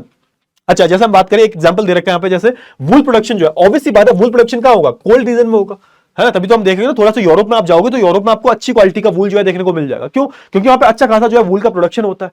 ठीक है, क्लियर हुआ ना। तो अब ऑब्वियस सी बात है आपको वूल चाहिए होगा, ठंड आपके देश में भी लगती है भाई, जब आपको वूल चाहिए होगा तो कहां से आप लाओगे, कहां से ट्रेड करोगे आप? तो जहां पर वूल का प्रोडक्शन होता होगा। तो वूल का प्रोडक्शन वहां पे क्यों होता है? क्योंकि वहां की क्लाइमेट ऐसी है। समझ में आ गया? तो देखो ये सारी जो चीज है कहीं ना कहीं इनडायरेक्टली जो है इफेक्ट कर रही है। अच्छा, अब यहाँ पे ये भी बात है पॉपुलेशन फैक्टर। अब भाई पॉपुलेशन फैक्टर जो है ट्रेड पे बहुत ज्यादा जो है फर्क डालती है। अब देखो आपकी पॉपुलेशन का जो डिस्ट्रीब्यूशन है, साइज है, ये बहुत ज्यादा डिपेंड करता है ना। अब जैसे हम बात कर ले, बहुत सारी कंट्रीज होती है इनकी पॉपुलेशन बहुत ज्यादा है और कहीं बाहर जाने की जरूरत नहीं है आपको। हमारी इंडिया की अगर हम बात करें, पॉपुलेशन बहुत ज्यादा है, तो ऑब्वियस सी बात है जब इंडिया की पॉपुलेशन ज्यादा है तो डिमांड भी ज्यादा होगी, और जो वॉल्यूम ऑफ गुड्स जो होंगे, है ना, वो भी ज्यादा होंगे। क्यों? क्योंकि इंडिया में डिमांड ज्यादा है ना। अब यहाँ पे क्या होगा, यहाँ पे जो भी ट्रेड चल रहा है, ठीक है, चाहे इंटरनल हो चाहे एक्सटर्नल हो, हमें जो है किसकी जरूरत पड़ेगी, हमें लार्ज गुड्स एंड सर्विसेज की जरूरत पड़ेगी, लार्ज वॉल्यूम में जो है हमें गुड्स एंड सर्विसेज की जरूरत पड़ेगी। क्लियर हुआ? और आप देखोगे जहां पर डेंसली पॉपुलेशन है ना, और वहां पे देख रहे हैं कंजम्पशन थोड़ा ज्यादा होगा। ऑब्वियसली बात है जहां पे आप ऑब्वियसली बात है जहां पे पॉपुलेशन बहुत ज्यादा है, डेंसली पॉपुलेटेड एरिया जो है वहां पर पॉपुलेशन ज्यादा है, तो उनकी डिमांड भी ज्यादा होगी, उनका कंजम्पशन भी ज्यादा होगा। तो सिंपल सी बात है। ठीक है, अब हम बात कर लेते हैं किसके बारे में, अब हम बात कर लेते हैं कल्चरल फैक्टर्स के बारे में। अच्छा, कल्चरल फैक्टर्स के बारे में बात करें तो देखो होता क्या है, किसी लोकल जगह की ना चीजें बहुत मशहूर होती हैं, है ना। जैसे हम बात करें सिल्क की, हम बात कर लेते हैं। जैसे इंडिया की हम बात करें, थोड़ा सा नीचे आओगे साउथ में, कर्नाटका वगैरह में सिल्क की जो साड़ियां जो होती हैं, है ना, एक दो चीजें और होती हैं वो बहुत फेमस है, तो अब वो वहीं पे बनती है, उनका स्पेशलाइजेशन ही वही है। ठीक है, जैसे हम बात कर लेते हैं ना आगरा के पेठे। अब आपको पेठे खाने हैं, ऑथेंटिक पेठे खाने आगरा के, तो ऑब्वियसली पता आगरा से ही लाओगे आप। ठीक है, आगरा में बनते हैं वो, उनका स्पेशलाइजेशन है उस चीज में, है ना, वो एक उनका कल्चर का पार्ट बन चुका है। समझ में आया? तो यहां पे उसी चीज की बात की जा रही है कि कोई कोई क्या होता है, कोई चीजें ऐसी होती है जो आर्ट्स और क्राफ्ट का, आर्ट्स और कल्चर का पार्ट बन जाती हैं, है ना। जो भी क्राफ्ट वगैरह डेवलप किया जा रहा है तो उनके कल्चर का पार्ट है, वो कहीं और नहीं मिलेगा। तो यहाँ पे उसी की बात की जा रही है। जैसे पोर्कलेन और ब्रोकेड्स की हम बात करें तो बेसिकली ये क्या होते हैं, ये जो आप देखते हो ना, ये जो गोल्ड के और सिल्वर के जो रेशे बनाए जाते हैं, धागे बनाए जाते हैं, यान्स वगैरह बनाए जाते हैं, इनसे क्या बनाया जाता है, पूरा कपड़ा बनाया जाता है ना। सिल्क के थ्रू जो हम क्या करते हैं, आप देखोगे वो जो सोने और सिल्वर जैसे हम जो है पूरा थ्रेड तैयार करते हैं, उससे जो हम पूरा कपड़ा बनाते हैं, तो ये चाइना में बहुत फेमस है, आज के टाइम पर भी बनता है ना। जैसे हम बात करें ईरान में जो है, ईरान की बात करें तो यहाँ पे कारपेट, ईरान के कारपेट जो होते हैं बहुत फेमस है। ईरान के कारपेट पूरी दुनिया में बिकते हैं, उनके पूरी दुनिया में जो एक्सपोर्ट होता है, इंडिया में भी आते हैं, तो उनका उस चीज में स्पेशलाइजेशन है ना, उनका वो कल्चर का पार्ट है उनका। ठीक है, क्लियर हुआ? चलिए, बहुत अच्छी बात है। अच्छा, अब बात कर लेते हैं किसके बारे में, हाँ, स्टेज ऑफ इकोनॉमिक डेवलपमेंट। अच्छा, अब इकोनॉमिक डेवलपमेंट की बात करें तो देखो हर चीज का ना एक स्टेज होता है। क्लियर हुआ ना? मतलब इकोनॉमिक डेवलपमेंट हो रहा है तो ऑब्वियस सी बात है कि हर एक स्टेज में होता है। जब स्टार्टिंग में क्या होता है, स्टार्टिंग में आपकी जो सोसाइटी है वो अग्रेरियन सोसाइटी होती है, वहां पर सब लोग खेती कर रहे होते हैं, ठीक है। तो वहां पे ऑब्वियस सी बात है ट्रेड किसका होगा, जब आप खेती कर रहे हो तो आपको और सामानों की जरूरत पड़ेगी, लेकिन खेती का सामान आप एक्सपोर्ट कर सकते हो, लेकिन जो दूसरी चीजें हैं, जो मैन्युफैक्चरिंग गुड्स हैं, वो तो आपको बाहर से मंगाने पड़ेंगे ना। फिर आपकी इकोनॉमी थोड़ी थोड़ी आगे बढ़ेगी, मैन्युफैक्चरिंग करने लगेगी, फिर थोड़ा सर्विस सेक्टर की तरफ जाएगी। तो होगा क्या, इससे होगा ये कि आपकी देश की जो पॉपुलेशन है वो सर्विस सेक्टर में लग जाएगी। अब खेती कोई नहीं कर रहा, अब खेती जब कोई नहीं कर रहा तो आपको एग्रीकल्चर जो गुड्स है कहां से मंगाने पड़ेंगे, बाहर से मंगाने पड़ेंगे। भाई जितने भी डेवलप्ड नेशन है, लेट्स से मैं बात करूं यूरोप की, अब जैसे यूरोप का सॉइल जो इतना ज्यादा फर्टाइल नहीं है, वहां पे इतनी ज्यादा खेती नहीं हो पाती है ना। तो वहां पे आप देखोगे जो वीट हो गया, कॉर्न वगैरह हो गया, तो इनका प्रोडक्शन बाहर से होता है ना, बाहर से ये लोग मंगाते हैं। और इनके देश में आप देखोगे ज्यादातर जो लोग हैं वो सर्विस सेक्टर का पार्ट बन चुके हैं, ठीक है। तो जैसे देश की आपकी इकोनॉमी है ना, जैसे जैसे इकोनॉमिकल डेवलपमेंट होता है वैसे वैसे यहाँ पे ट्रेड भी चेंज होते रहते हैं। क्लियर हो, तो इसी की बात की जा रही है। In agriculturally important countries agro product are exchange for the manufacturing goods. Obvious सी बात है, जहां पर एग्रो प्रोडक्ट मिलते हैं, जहां पर खेतीबाड़ी वाले चीजें मिलती है, खाने वाली चीजें मिलती है, एग्रो प्रोडक्ट मिलते हैं, तो ऑब्वियस सी बात है वो किस चीज से एक्सचेंज करेंगे, मैन्युफैक्चरिंग गुड्स से। क्यों, क्योंकि उनके देश में उतने उस लेवल पर मैन्युफैक्चरिंग नहीं हो रही है ना। और आप देखोगे जो इंडस्ट्रियलाइज्ड जो नेशन होते हैं, है ना, वो किस चीज का एक्सपोर्ट करते हैं, मशीनरी का, फिनिश्ड प्रोडक्ट का, import food grains and other raw. Clear हो, यानी कि जिनके यहाँ इंडस्ट्रियलाइजेशन हो रहा है तो वो किस चीज का एक्सपोर्ट करेंगे, तो जो चीज उनके यहाँ बन रही है उसी चीज का तो एक्सपोर्ट करेंगे ना। अब खाने पीने की चीज उनके यहाँ पे है नहीं, तो ऑब्वियस सी बात है खाने पीने की चीजें वो एक ऐसी सोसाइटी से मंगाएंगे जहां पर जो अच्छी खासी जो खेती हो रही है ना, जो एक ऐसे आप बोल सकते हो एक ऐसा देश होगा जहां पर क्या हो रहा है, खेती ज्यादा हो रही होगी, तो वहां से क्या करेंगे, वो चीज मंगाएंगे। तो यहां पे समझ रहे हो ना कि जैसे जैसे आपकी इकोनॉमी कन्वर्ट होती जा रही है, कि पहले आपकी जो इकोनॉमी थी प्राइमरी सेक्टर पे डिपेंडेंट थी, अब धीरे धीरे वो सेकेंडरी पे डिपेंडेंट हो गई है, फिर टर्शरी पे। तो ऑब्वियस सी बात है जिस चीज की आपको ज्यादा जरूरत पड़ रही है तो वो चीज आप जो है बाहर से मंगाओगे, सिंपल सी बात है। क्लियर हुआ, बहुत अच्छी बात है। चलिए, एक्सटेंट ऑफ फॉरेन इन्वेस्टमेंट, अच्छा ये भी बहुत डिपेंड करता है बेटा। अब जैसे हम बात करें फॉरेन इन्वेस्टमेंट कहां पर ज्यादा है, जैसे हम बात करें डेवलपिंग नेशन में, अब डेवलपिंग नेशन की हम बात करें वहां पर जो है फॉरेन इन्वेस्टमेंट उतना ज्यादा नहीं बूस्ट कर रहा है, उतना ज्यादा बूस्ट नहीं करता। और जो डेवलप्ड नेशन है वहां पर आप देखोगे आपको हर तरह की जो है कंपनी आपको देखने, हर ब्रांड की जो है कंपनी देखने को मिल जाएगी। तो ये चीज जो है बहुत ज्यादा फर्क करती है ना। तो डेवलपिंग कंट्रीज की हम बात करें तो उनके पास इतनी कैपिटल होती नहीं है कि बाहर वो लगाएंगे, जाके बाहर वो लगाएंगे, इतनी कैपिटल नहीं होती, ठीक है। तो वही बात हो रही है, developing countries lack capital so foreign investment can boost trade in the developing countries by developing plantation agriculture। तो देखो यहाँ पे वही बात हो रही है कि देखो ऐसा तो होता नहीं, आप जैसे डेवलपिंग कंट्रीज जो है इनके पास कैपिटल है नहीं, तो बाकी जो फॉरेन इन्वेस्टमेंट जो है वो उनका जो ट्रेड है ना उसको कहीं ना कहीं बूस्ट करता है, आप देखोगे, है ना। अब जैसे आप देखोगे जैसे हमारे इंडिया जो था 1991 की हम बात करें तो 1991 में तो बिल्कुल ही हम क्या हो चुके थे, बिल्कुल गरीब बन चुके थे, ठीक है। हमारे पास फॉरेन एक्सचेंज रिजर्व में बिल्कुल पैसा नहीं बचा था। फिर हमारे जो उस टाइम के जो फाइनेंस मिनिस्टर थे डॉक्टर मनमोहन सिंह, उन्होंने एक अच्छा डिसीजन लिया और आप देखोगे कि बहुत सारी कंपनीज जो है वो आने लगी, सारे ट्रेड बैरियर्स वगैरह हटा दिए, तो कहीं ना कहीं बाहर से इन्वेस्टमेंट आया और पैसा आया बाहर से, तो इस चीज ने कहीं ना कहीं फायदा भी दिया हमें, ठीक है। आज देखो आज भारत में हर कंपनी आना चाहती है, समझ में आया। चलिए, तो आप देखोगे बाहर की जो कंपनियां हैं वो डेवलपिंग नेशन में आती हैं और वहां के ट्रेड को जो है बूस्ट करती हैं। चलिए, बहुत अच्छी बात है। अगर मैं बात करूं ट्रांसपोर्ट के बारे में, ट्रांसपोर्ट बहुत ज्यादा इंपॉर्टेंट चीज। अब ट्रेड की हम बात करें, ट्रेड और ट्रांसपोर्ट जो है दोनों जुड़े हुए हैं। ऑब्वियस सी बात है जब ट्रांसपोर्टेशन अच्छा नहीं होगा, इससे पहले तो पढ़ा है हमने ट्रांसपोर्टेशन के बारे में, और ट्रांसपोर्टेशन अच्छा नहीं होगा तो कैसे काम चलेगा, आप बताओ कैसे काम चलेगा। जो अगर आप ट्रेड को बूस्ट करना चाहते हो तो ऑब्वियस सी बात है आपका जो ट्रांसपोर्टेशन है ना वो बहुत ज्यादा एफिशिएंट होना चाहिए। स्पेशली हम बात करें जैसे जैसे ओल्ड पुराने समय की हम बात करें तो ट्रांसपोर्टेशन जो था वो लोकल एरिया तक ही सीमित था, है ना, restricted trade only to the local area. अब देखोगे थोड़ा सा जब एक्सपेंशन हुआ, इंडस्ट्रियलाइजेशन हुआ, स्टीम इंजन बन गया, रेलवे लाइन एक पूरा जो नेटवर्क जो है तैयार हो गया, तो आप देखोगे कि और बेटर मींस ऑफ जो होता है ना टेक्नोलॉजी आ गई, बेटर टेक्नोलॉजी आ गई, रेफ्रिजरेटर डेवलप हो गया, है ना, ये सारी जो चीजें डेवलप हो गई, एयर ट्रांसपोर्ट आ गया और बड़े बड़े शिप बनने लगे। तो इससे हुआ क्या, इससे हुआ ये है कि हमारे ट्रांसपोर्टेशन से भी ट्रेड जो प्रैक्टिसेस हैं वो बहुत फास्ट हो गई हैं। ट्रेड पहले भी होता था, अब भी होता है, लेकिन अब क्या है भाई, अब जो है टेक्नोलॉजी इतनी डेवलप हो चुकी है, विद द टाइम हमने इतनी सारी चीजों को डेवलप कर लिया, इतने फास्ट हो गए हैं हम कि अब ट्रेड जो हो रहा है ना वो चुटकियों का काम हो गया है। क्यों, क्योंकि भाई ट्रेड में जो मेन बैरियर था वो क्या था, ट्रांसपोर्ट का था। टाइम बहुत लगता था, पहले 6-6 महीने लगते थे यूरोप से भारत आने में, 6 महीने, अब कितना लगता है, 6 घंटे लगते हैं। समझ में आ गया। तो ये सारी जो चीजें आपको आई होप क्लियर हो गई होंगी। चलिए, बहुत अच्छी बात है। अब बात कर लेते हैं aspects of the international trade. अब अलग अलग जो एस्पेक्ट्स है इंटरनेशनल ट्रेड के, क्या क्या एस्पेक्ट्स हो सकते हैं उसकी हम बात कर लेते हैं। सबसे पहले हम बात करेंगे वॉल्यूम ऑफ ट्रेड की। अरे भाई वॉल्यूम ऑफ ट्रेड की हम बात करें तो ऑब्वियस सी बात है कि यहां पे वॉल्यूम, पहली बात तो ये आती है कि हम वॉल्यूम ऑफ ट्रेड कैसे मेजर करते हैं। तो भाई टोटल जो वैल्यू है किसकी, भाई गुड्स एंड सर्विसेज की, टोटल जो वैल्यू है गुड्स एंड सर्विसेज की, उसको हम क्या बोल देते हैं, उसको हम वॉल्यूम ऑफ ट्रेड बोल देते हैं। अब यहां पे एक चीज याद रखना है ना, यहां पे जो एक्चुअल टोनेज ऑफ ट्रेड जो है ना, टोनेज का मतलब क्या होता है कि जो जितना वो भारी कितना, बल्कि कितना है, वो कितना उसमें वजन है ना, 1 टन 2 टन 3 टन, उसके लिए यहाँ पे शब्द जो है टोनेज का यूज किया गया है। तो actual tonnage of traded goods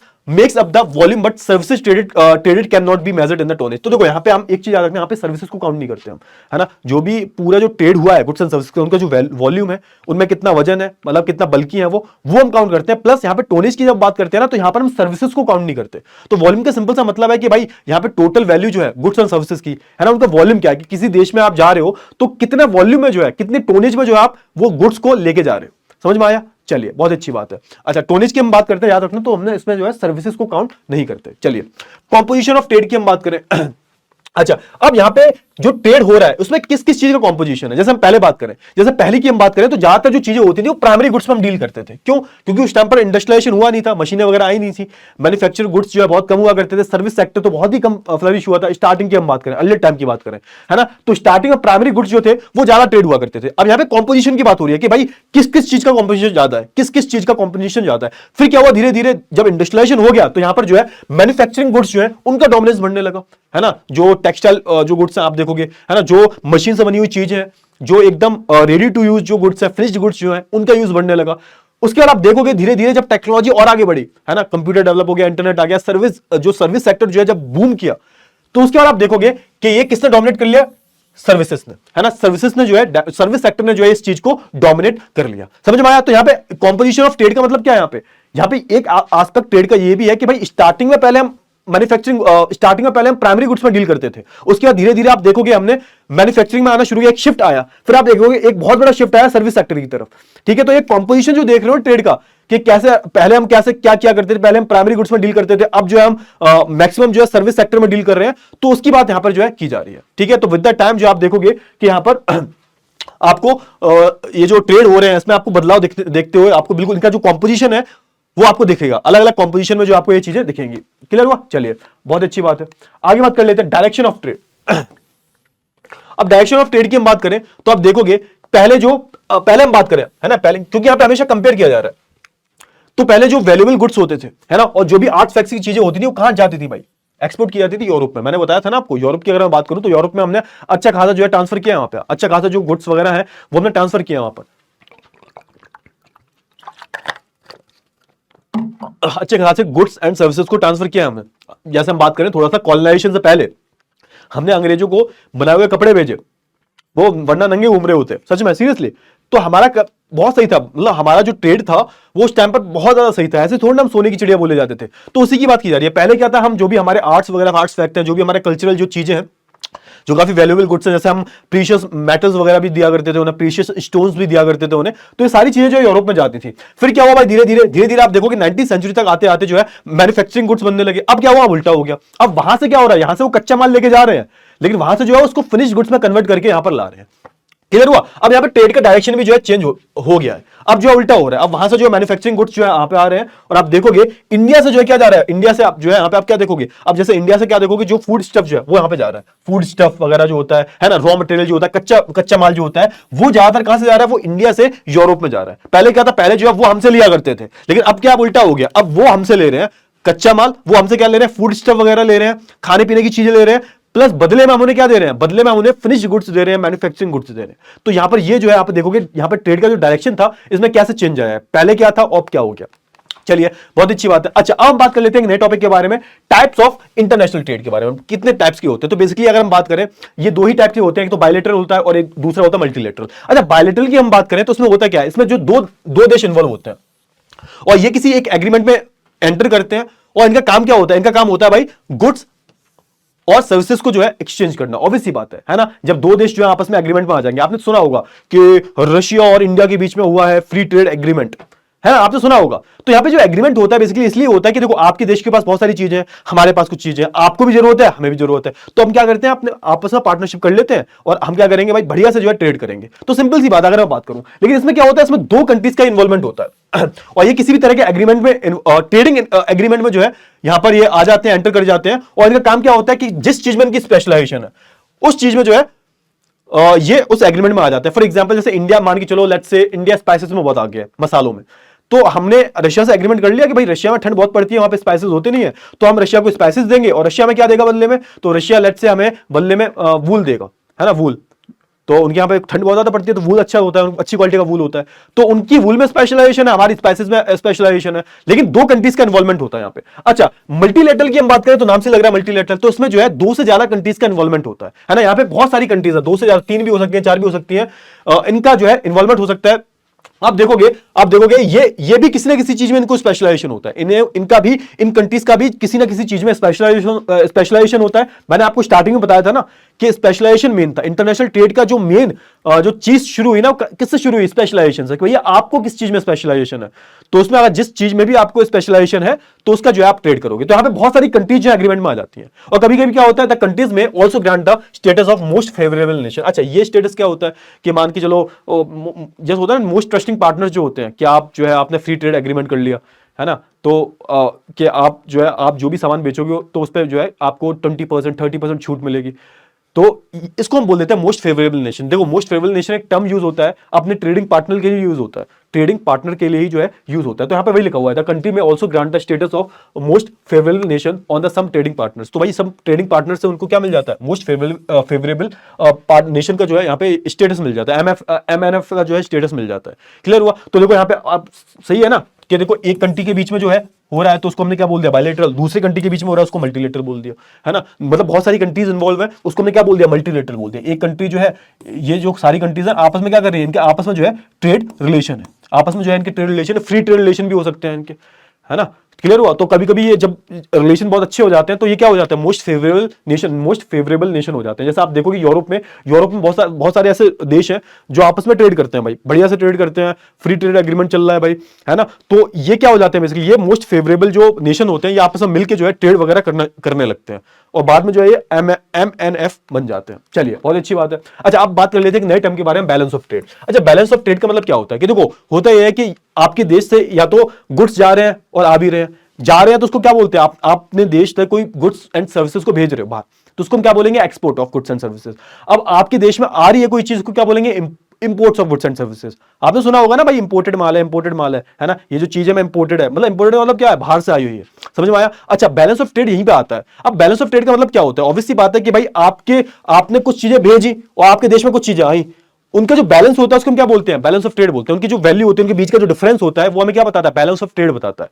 अब सोच के देखो, थोड़ा सा लॉजिक लगाना, कि आपके देश से जो है चीजें बाहर ज्यादा जा रही हैं, लोग ज्यादा आपके देश की चीजों को पसंद कर रहे हैं, एक्सपोर्ट बहुत ज्यादा हो रहा है ना, और इंपोर्ट जो है बहुत कम हो रहा है, बाहर से आप चीजें कम ले रहे हो। क्यों? क्योंकि आपको जरूरत नहीं है। तो आप बताओ, ये आपका बैलेंस ऑफ ट्रेड पॉजिटिव होगा या नेगेटिव होगा? ऑब्वियसली बात है पॉजिटिव होगा। मतलब आप चीजें भेज ज्यादा रहे हो ना, ले कम रहे हो, है ना। एंड वाइस वर्सा, कि आप मंगा बहुत रहे हो। हमारे केस में क्या है? हमारे इंडिया के केस में क्या है? हम नेगेटिव में है थोड़ा सा, है ना, हम थोड़ा सा नेगेटिव में है, और हमारा जो बैलेंस ऑफ ट्रेड है वो थोड़ा नेगेटिव में है। अब बेसिकली जो बैलेंस ऑफ ट्रेड है वो क्या बताता है बेसिकली, है ना, ये क्या बताता है? वो किसी भी कंट्री के जो एक्सपेंसेस जो होते हैं, है ना, ये तो बता रहा है। अगर मान के चलो कोई ट्रेड जो है नेगेटिव में है, बैलेंस ऑफ ट्रेड जो है नेगेटिव में है, तो ये बताएगा कि भाई आपके जो एक्सपेंसेस वगैरह जो है ना, वो आपके जो इनकम जो है उससे ज्यादा है कई गुना। ठीक है, क्योंकि आप देखोगे ना, ओवरऑल जो पूरा तैयार किया जाता है ना, उसमें ये भी काउंट किया जाता है balance of trade, national income वगैरह, वो तो खैर अलग ही कॉन्सेप्ट हो जाते हैं। कि जब आप किसी कंट्री की ग्रोथ देखते हो ना, कि भाई जैसे हम चाइना की बात करें, आप चाइना का आप देख लो कितना ही तंगड़ा है उनका तो एक्सपोर्ट ही एक्सपोर्ट होता है भाई। चाइना इंडिया को भी एक्सपोर्ट करता है, यूएस को भी एक्सपोर्ट करता है, उनका इंपोर्ट कम है, एक्सपोर्ट बहुत ज्यादा है। ठीक है, तो उनका आप बोल सकते हो पॉजिटिव है उनका बैलेंस ऑफ ट्रेड। ठीक है, चलिए, तो ये कहीं ना कहीं आपकी इकोनॉमी की ग्रोथ भी दिखाता है कि भाई आप जो सामान है बाहर कितना बेच रहे हो।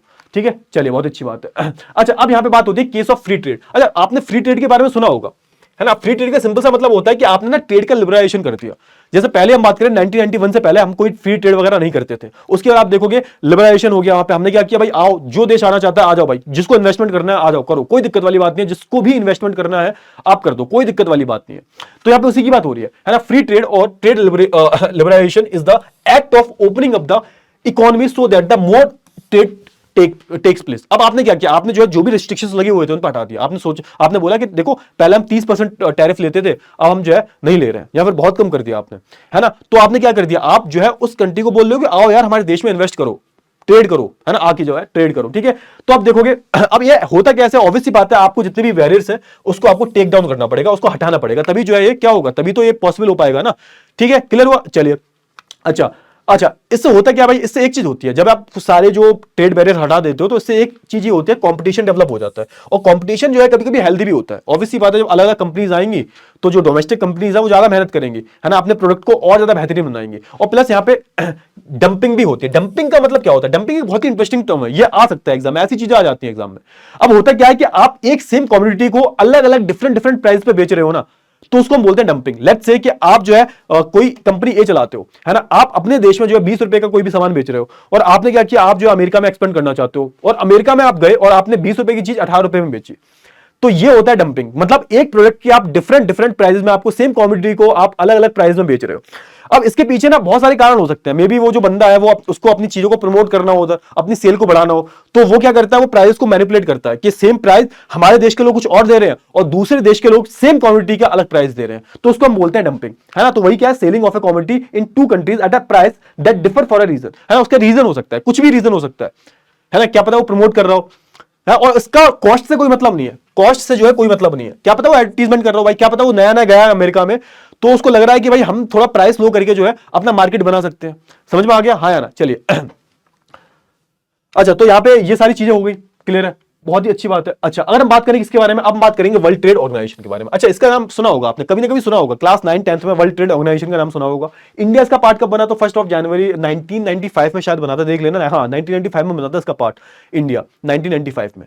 अच्छा, अब ये है क्या? अब देखो, वर्ल्ड ट्रेड ऑर्गेनाइजेशन से पहले एक ऑर्गेनाइजेशन हुआ करती थी, इसका नाम था general agreement for tariff and trade. अब नाम से लग रहा है ना कि ये जो ऑर्गेनाइजेशन है वो क्या करना चाहती है। अब इसका स्टैब्लिशमेंट हुआ था 1948 में, और इसका जो मेन पर्पस था वो ये था कि भाई ये जो टैरिफ वगैरह लगा रखे हैं ना बहुत सारे देशों ने, क्योंकि उस टाइम बहुत सारे देश जो आजाद हुए थे, तो उनको अंदर डर सताता था काफी कि यार कहीं हमने फिर से ये जो सब कर दिया ना, जो पहले हुआ था, पहले हम कॉलोनी बने, ऐसे तो बने थे कि अंग्रेज पहले ट्रेड करने के बहाने आपके देश में घुसाए, उसके बाद फिर उन्होंने रूल करना शुरू कर दिया, कहीं फिर से ऐसा ना हो जाए। और हमारी जो, और ये भी इसके पीछे की ये सोच भी रहती थी कि भाई बहुत सारी छोटी छोटी कंपनियां हैं, ये बाहर की कंपनियों से कॉम्पिटिट नहीं कर पाएंगी, तो बहुत सारे रीजंस हुआ करते थे, ठीक है। फिर आप देखोगे 1991 में हमने सारे बैरियर्स हटा दिए, और फिर 1995 में हम भी WTO का पार्ट बन जाते हैं, तो अब उसी के बारे में बात की जा रही है। समझ में आया ना? तो इसका मेन काम क्या था भाई? इनका मेन काम, दो काम थे। पहली बात तो मेक श्योर करना कि भाई ट्रेड जो है स्मूथली हो जाए, है ना, देशों के बीच में जो ट्रेड हो रहा है वो स्मूथली चलता रहे, सारे देश जो है कोई भी बैरियर नहीं लगाएगा, सारे बैरियर्स जो है हटा दिए जाएंगे। दूसरी चीज ये है कि इन केस अगर कोई कॉन्फ्लिक्ट भी आ जाता है, ट्रेड में कोई कॉन्फ्लिक्ट आ जाता है दो देशों के बीच में,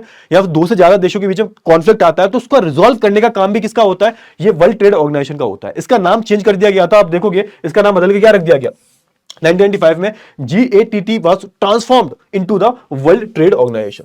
क्लियर हुआ? चलिए, क्लियर हुआ या नहीं हुआ? फटाफट से बताओ, हाँ या ना, जल्दी से बताओ। अच्छा, अब आपको मैं एक काम देता हूं, ठीक है, एक होमवर्क है, या फिर कमेंट करके बताना, कमेंट थोड़ा सा एक्टिव रहना चाहिए कमेंट सेक्शन, तो कमेंट में बताना इसका जो हेडक्वार्टर कहां पर है, आपको बताना पड़ेगा इसका हेडक्वार्टर कहां पर है। चलिए, क्लियर हुआ? चलिए, तो यहां पे वही बताया गया भाई। अब मैंने यहां पे इसका आंसर लिखा हुआ है, लेकिन इसका कोई देखेगा नहीं, आंसर कोई देखेगा नहीं, बस आपको ये बताना है। अच्छा, अब WTO में कुछ प्रॉब्लम भी है भाई, है ना, कुछ प्रॉब्लम भी है, इसको बहुत सारे जो लोग हैं वो क्रिटिसाइज भी करते हैं, है ना, बहुत सारे लोग इसके उसको मतलब होता है ना कि इसके मेंबर नहीं बनना चाहते, या फिर जो देश बन भी गए हैं तो उनके देश के कई सारे जो पॉलिटिशियन है वो इसको क्रिटिसाइज करते हैं। उनका कहना पता है क्या? उनका कहना ये है कि WTO से ना सिर्फ फायदा किसका होता है पता है? WTO से सिर्फ डेवलप्ड नेशन का ही फायदा होता है। एक बात बताओ कि जो अंडर डेवलप्ड नेशन है ना, अब बेचारे वो क्या दे पाएंगे? आपने बोल दिया ठीक है, अमेरिकन कंपनी आएंगी आराम से, और फ्री ट्रेड एग्रीमेंट कर रहे हैं, अमेरिकन कंपनी आएंगी हमारे देश में और वो आराम से बिजनेस करेंगी, तो इससे फायदा किसका हुआ? अब वो बेचारे जो छोटे छोटे गरीब देश हैं, वहां पे गरीबी बहुत ज्यादा है ना, तो वहां पे कुछ जो लोग हैं उनका फायदा होगा, बाकी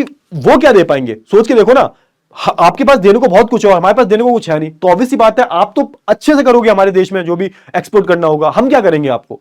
तो यहां पे ऐसा बोला जाता है कि भाई जो अंडर डेवलपिंग नेशन है ना, उनके लिए जो है ये ठीक नहीं है। बहुत सारे जो लोग हैं वो क्रिटिसाइज भी करते हैं इनको, और ये भी बोला जाता है कि यहाँ पे एक आर्ग्यू और दिया जाता है कि यहाँ पे हम हेल्थ का, वर्कर्स राइट का, चाइल्ड लेबर का, है ना, एनवायरमेंट का भी ध्यान नहीं रखते ट्रेड वेड के चक्कर में, तो इनको कुछ मामले में जो है क्रिटिसाइज भी किया जाता है। अच्छा, ये सारी कुछ ऑर्गेनाइजेशन है, इनको देख लो थोड़ा सा, ये इनका बेसिकली इनका मेन एम यही है कि ट्रेड जो है स्मूथली चलता रहे। क्लियर हुआ? चलिए, बहुत सारी ऑर्गेनाइजेशन है, क्लियर हुआ, बहुत सारी ऑर्गेनाइजेशन है, उनके बारे में जो बात की जा रही है, they are the 2020 regional trade blocs that generates 52% of world trade. सोच के देखो, ये जो पूरी जो ऑर्गेनाइजेशंस बनी हुई है, जो पूरे ट्रेड ब्लॉक बने हुए हैं, ये जो लोग हैं, ये मतलब ये बहुत सारी कंट्रीज जो साथ में मिलकर कोई एक ऑर्गेनाइजेशन को बना लेते हैं, और उनका काम क्या होता है? ट्रेड जो है स्मूथली चलता रहे, ठीक है। तो ये 52% जो है ट्रेड को कंट्रीब्यूट करते हैं। जैसे हम बात करें, बहुत सारे लोग हैं, बहुत, ये जो चार्ट है देख लेना थोड़ा सा। अब जैसे ध्यान से देखो फटाफट से, जैसे आप देखोगे ना, ये आसियान का नाम सुना होगा। अब इसका फुल फॉर्म क्या है? तो association of south east Asian nation. अब यहां पर जो है ये जो नेशन है ना, आप देखोगे इसमें कौन कौन आता है, तो 1 2 3 4 5 6 7 8 9 10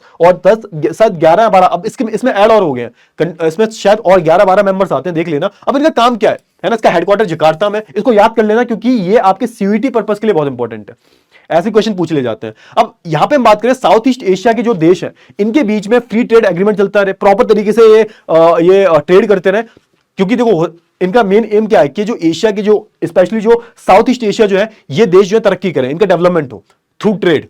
ठीक है, चलिए अब ये किस में डील करते हैं, तो इन सारी कमोडिटीज में जो है डील करते हैं, पढ़ लेना, एग्रो बेस्ड है ना, कोल निकल वगैरह इसमें ट्रेड करते हैं। अच्छा मैं बात करूं कॉमनवेल्थ ऑफ इंडिपेंडेंट स्टेट्स, इसकी मैं बात करूं तो ये भी एक ऑर्गेनाइजेशन है, इसकी हम बात करेंगे तो यहां पर देखो जितने भी आपको देश दिख रहे हैं ना ये सारे आते हैं। इनका मेन जो काम है वो क्या है कि साथ मिलकर जो है ये ट्रेड करेंगे, फ्री ट्रेड एग्रीमेंट है इनके बीच में, और आप देखोगे crude oil, natural gas, gold, cotton, fibre, aluminium, इन सब में जो है डील करते हैं।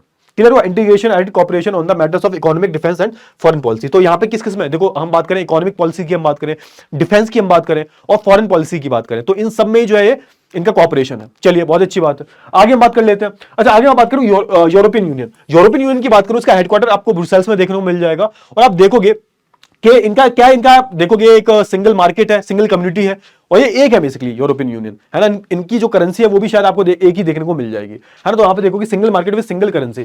ठीक है, अब इनका भी वही सीन है कि भाई ट्रेड स्मूथली चलता रहे, इकोनॉमिकली सारे जो लोग हैं वो फ्लरिश करते रहे। और यूरोपियन यूनियन का नाम आपने सुना होगा, इसका सुना होगा, इसका हेडक्वार्टर कहां है भाई, ब्रुसेल्स में। ब्रुसेल्स किसकी कैपिटल है, बेल्जियम की।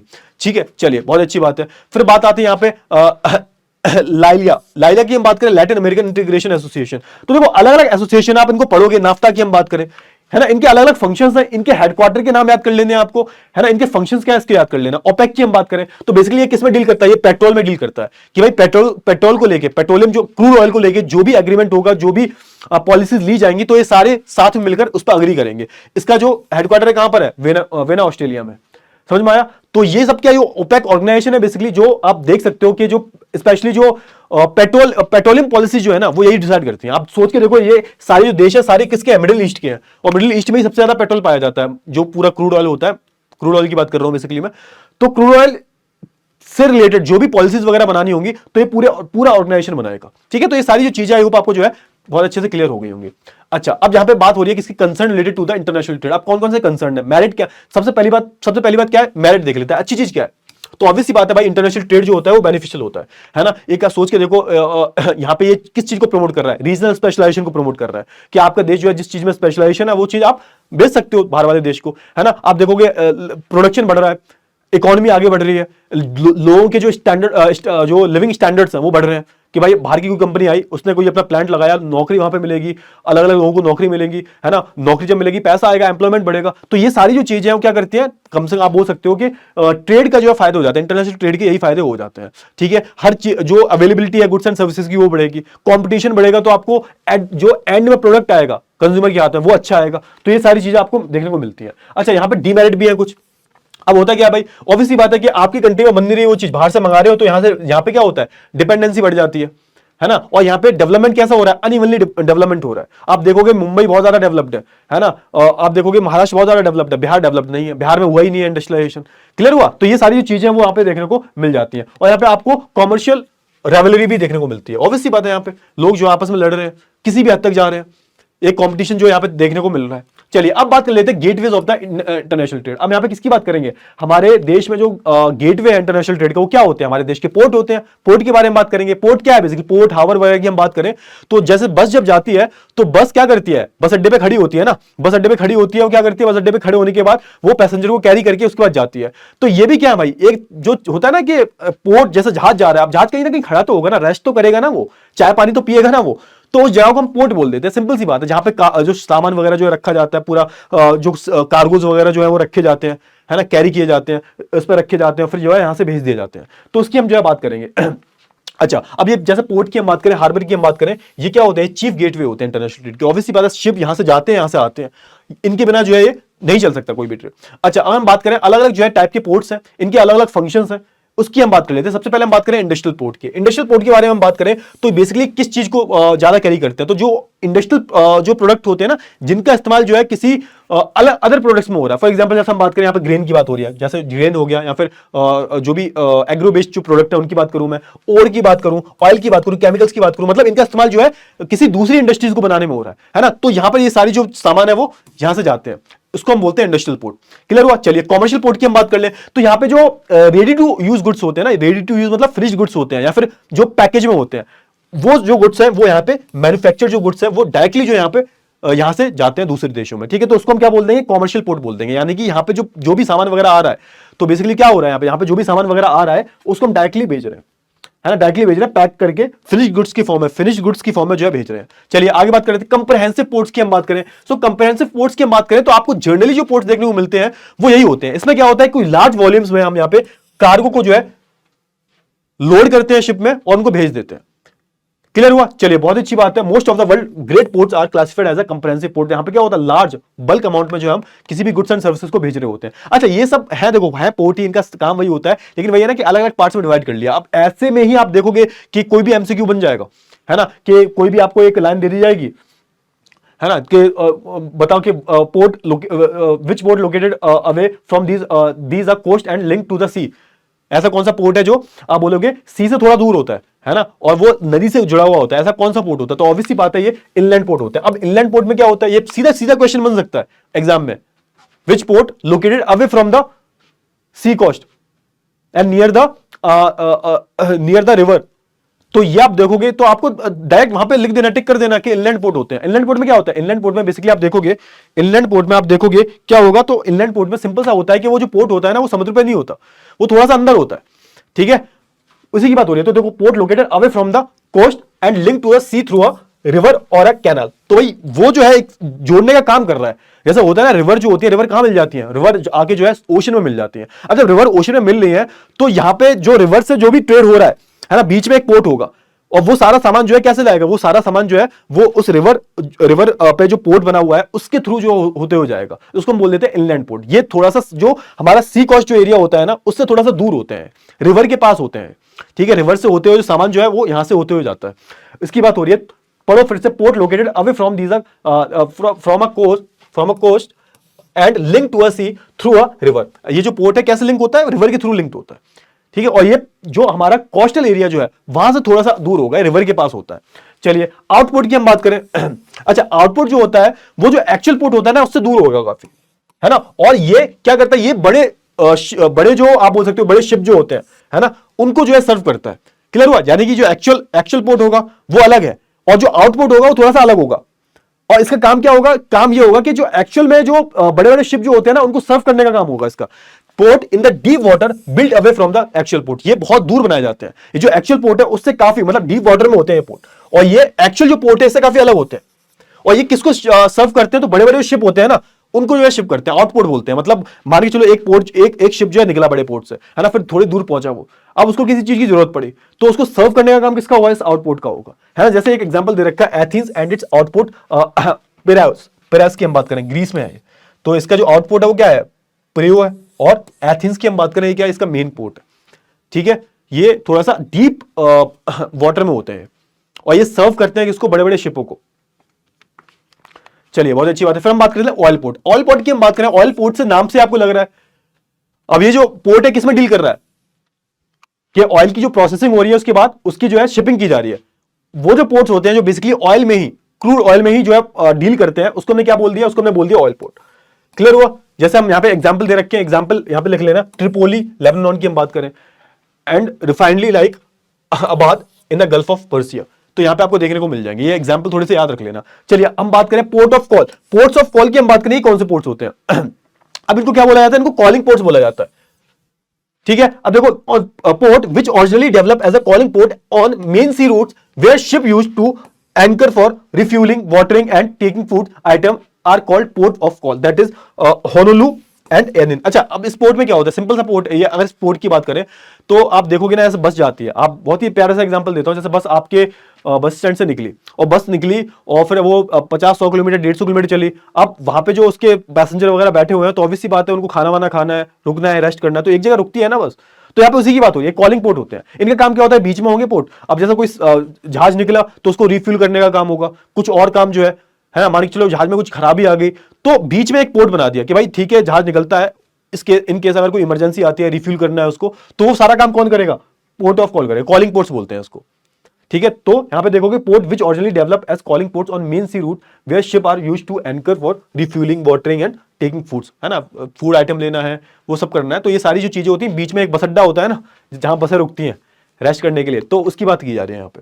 अच्छा, पैकेट स्टेशन की हम बात करें, ये भी क्या है, एक तरह की क्या है, ये भी एक तरह का पोर्ट है, ऑल्सो नोन एज फेरी पोर्ट। फेरी पोर्ट बोलते हैं इसको, क्या बोलते हैं, एक नाम और इसका फेरी पोर्ट बोलते हैं।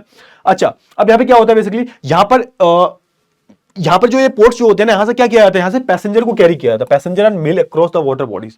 अब देखोगे यहाँ पे मेन जो होता है, यहाँ पे किसी सामान को कैरी नहीं कर रहे, मेल वगैरह जो होती है या फिर पैसेंजर जो होते हैं, उनको जो है यहाँ पर कैरी किया जाता है। और ये ज्यादा बड़े डिस्टेंस में नहीं होते, शॉर्ट डिस्टेंस में जो है इनको कैरी किया जाता है। ठीक है, तो यहाँ पे एग्जाम्पल दे रखा है, इंग्लैंड की हम बात करें, डोवर पोर्ट की हम बात कर लेते हैं, है ना, कैलिस पोर्ट की हम बात कर ले, कहां पे, फ्रांस में, कैलिस पोर्ट, है ना, कैलिस पोर्ट। चलिए, एंटरपोर्ट की हम बात करें, एंटरपोर्ट की हम बात करें, ये कैसा पोर्ट है, तो these are the collection centre where the goods are brought from the different countries for export. Singapore is an extract port. अब सोचो यहाँ पे होता क्या है, अब होता है कि मान के चलो यहाँ से इंडिया से कोई कार्गो निकला, है ना, अब बीच में कहीं रुकना है, तो यहां पर अब या फिर आप ये बोल सकते हो कि वो सिंगापुर तक जाएगा, सिंगापुर से दूसरा शिप लेके जाएगा। तो यहां पे होता ही है कि अलग अलग, है ना, अलग अलग जगह से जो यहां पे सामान आगे इकट्ठा हो जाएगा। अब इन सारे गुड्स को जो क्या किया जाएगा, एक्सपोर्ट किया जाएगा। Goods are brought from the different countries, clear हुआ ना। तो these are the collection centres where goods and are brought from the different countries for export. तो मान के चलो एक शिप जो यहां से निकला, एक शिप यहां से निकला और ये सिंगापुर है, यहां पे रुका हो जाके, दूसरा शिप भी निकला, है ना, ये भी निकला यहां से, तो ये सारा अपना सामान जो है, तीसरा शिप भी निकला, ये भी यहां पे इकट्ठा करेगा अपना सामान।